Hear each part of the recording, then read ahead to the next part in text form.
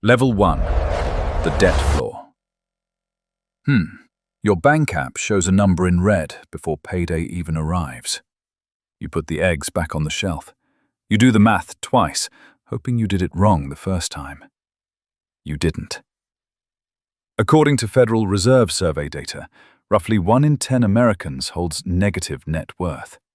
They owe more than everything they own is worth. You are one of them. Not because you don't work, because the math was never designed to let you catch up. The bottom fifth of households by income hold an average of $180,000 in combined wealth. That sounds like something. It isn't. It's 3% of the country's total. There is a number on a screen that decides what you can and cannot do today. It is not your number. It belongs to a bank, a landlord, a collections agency. You just carry it. Somewhere above you, right now, a new person crosses into real wealth. Knight Frank's 2026 Wealth Report counts them by the day. Dozens, every 24 hours, somewhere on Earth. You are not one of them. Not yet. 10 million people will cross into real wealth this year. You are not one of them yet. Level 2.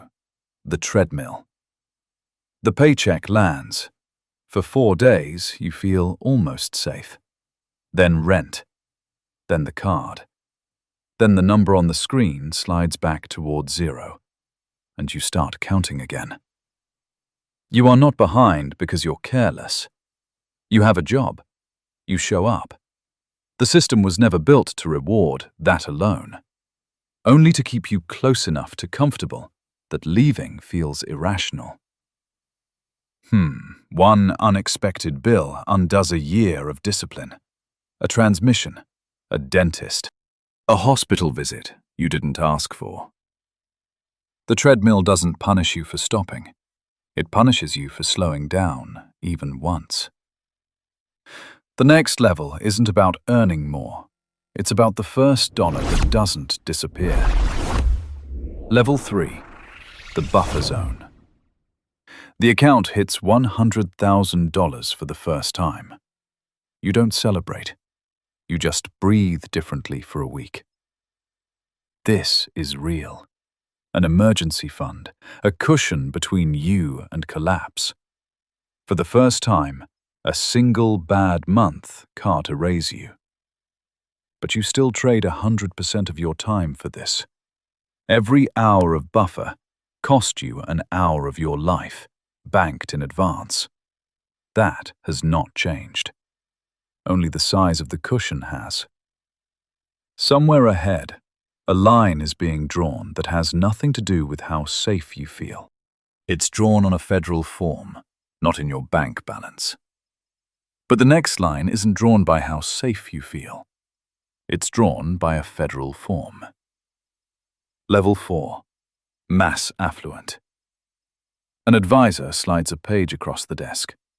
One box asks for your net worth. Another line, in smaller print, says the value of your primary residence does not count. Your house is worth $1.4 million. You still don't qualify. Under U.S. securities law, becoming an accredited investor, someone legally allowed into private, unregistered investment deals, requires a net worth over $1 million, not counting your home. It is a real threshold, written by the SEC, and it has nothing to do with how wealthy you feel walking through your own front door. Cross that line using savings and investments alone, and a second financial system opens, one that was invisible to you a moment ago. Deals your neighbor will never see. Access your neighbor doesn't know exists. Cross that line, and a second financial system, invisible until now, opens up. Level 5. The millionaire floor. Nothing about your car changes. Nothing about your house changes. This is what people call quiet money. The kind that doesn't announce itself, because announcing it would be expensive in ways that have nothing to do with taxes. You still work. You still get audited like anyone else. The number in your accounts has grown, but the number of hours you owe the world every week has not shrunk by a single one. This is the part no one shows you in the fantasy version. Somewhere between $1 and $10 million, you are still, functionally, an employee of your own money. You manage it. It does not yet manage itself. The next tier isn't about being rich. It's about no longer managing your own money. Level 6. Multimillionaire. A private banker calls you, not the other way around. You stop logging into an app and start waiting for a phone call instead. The number on the screen has become someone else's job to track. $10 million. Then 30. Then 80. There is no ceremony at any of these lines. No single morning where you wake up and feel different. Just a slow replacement of your own judgment with someone else's spreadsheet. You are wealthy by any definition a stranger would use, but you are still below the line where hiring your own private financial government becomes cheaper than not having one. That line is coming. It is not far now. Somewhere past $100 million, hiring your own private government becomes cheaper than not having one. Level 7. The Centimillionaire Gate. The paperwork for your first single-family office lands on the table. The first line item is not an investment. It's an operating cost. Industry estimates put it at $1 to $2 million a year just to keep the office running before it earns you a single dollar back. This is the gate. Below roughly $100 million, this structure loses you money. Above it, not having one starts to look irresponsible. Something else begins quietly here. Under current law in states like Nevada, South Dakota, and Delaware, a properly built trust can hold a fortune, untaxed, growing, for generation after generation, legally, permanently, outside the reach of estate tax entirely. Wealth stops being something you have. It starts being something that exists on its own, with you as its temporary custodian. The system that protects your fortune is the same one that starts sealing you off from everyone below it. Level 8. Billionaire. A 10-year-old walks into a new school under a name that isn't hers. Not a legal change, a quiet one, so that no classmate ever learns what her father is worth. You are on a list now, not a private one. Knight Frank counted 3,110 people like you on the entire planet in 2026. Your name is public. Your net worth is estimated, publicly, by strangers with spreadsheets, whether you release a statement or not. Security stops being a bodyguard and becomes an operations cybersecurity analysts, logistics specialists, paramedics on standby, routes scouted before you ever walk them. And selling your own money is no longer simple either. When Jeff Bezos sold $5.7 billion of Amazon stock in 2025, the sale followed a plan filed months earlier, a formula, not a decision made that morning, specifically so no one could accuse him of timing his own market. From here, even selling your own money is no longer something you're allowed to decide alone. Level 9. The Decabillionaire Elite. A phone lights up at 2 in the morning. 11 words, typed by one man, will be read by more people than any speech he has ever given. Whoever said money can't buy happiness really knew what they were talking about. Fortune reported it in February 2026. He is worth hundreds of billions of dollars when he writes it. Research into ultra-wealthy families keeps finding the same thing over and over. Isolation, Not losing the money, not their children's safety, ranks as their single greatest fear.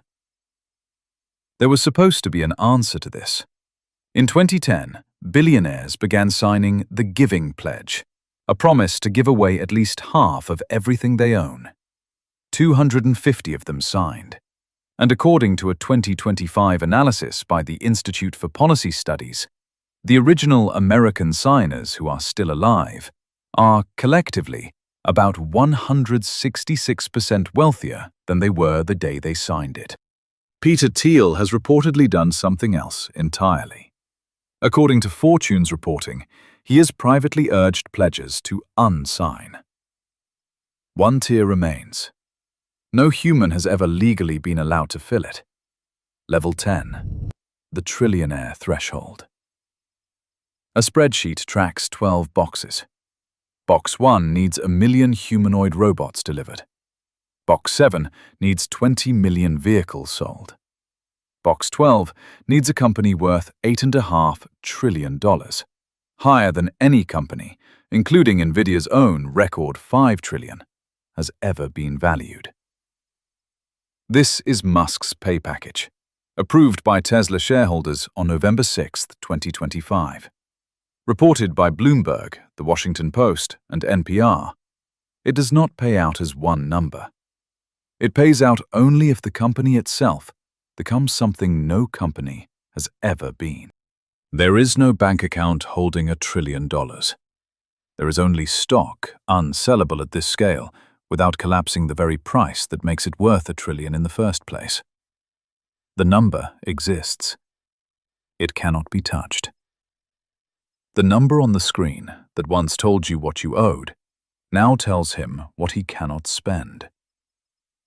The first trillionaire in history may also be the most trapped man who has ever lived. Not by debt, by the very fortune he built. At the bottom, a number you couldn't walk away from decided everything. At the top, a number you can never fully cash out decides everything else. Between them, hundreds of thousands of people crossing into real wealth this year, a few thousand who became billionaires, and no one, not one person, ever, who has reached the top. The structure didn't disappear as the number grew. It just changed its name. Neither of you is free. A formula decides the exact minute the sale happens, not a person. A plan, written months in advance, so no one can ever say the richest man alive timed his own stock. $8.5 trillion. That is what Tesla's stock must reach before Elon Musk's pay package fully vests. It would make him the first trillionaire in history. He may also be the least free man alive. By the end, you will understand why no one has ever reached the top of this ladder, and why the same trap waits at the bottom. The cycle